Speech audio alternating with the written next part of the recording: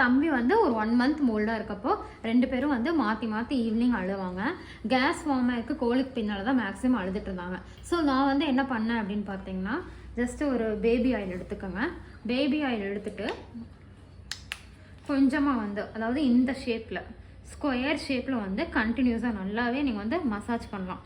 Massage பண்ணிவிட்டு ஒரு 5 to 6 time massage பண்ணிவிட்டு அண்ட் தென் வந்து 2 லெக்கையும் வந்து வயிற்று அமுத்துற மாதிரி நல்லா ஒரு 10 டைம்ஸ் வயிற்று அமுத்துற மாதிரி பண்ணிவிட்டு அதுக்கப்புறம் சைக்கிளிங் மெத்தடில் இது வந்து கிளாக் வைஸில் ஒரு 10 டைம், ஆன்டி கிளாக் வைஸில் ஒரு 10 டைம் பண்ணிங்கன்னா கண்டிப்பாக வந்து கேஸ் ரிலீஸ் ஆகும். நான் ரொம்ப அழுதப்பெல்லாம் என்ன பண்ணேன்னா, மார்னிங் ஒரு டைம் ஈவினிங் ஒரு டைம் அவங்க அழாமல் இருக்கப்போ கூட பண்ணினேன்.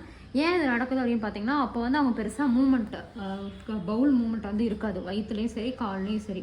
இப்போ வந்து 5 months 6 months ஆச்சு. ஸோ அவங்க வந்து உதைப்பாங்க, அதனால் இந்த ப்ராப்ளம் வராது. 1 month பேபிக்கு தான் மேக்ஸிமம் வரும்.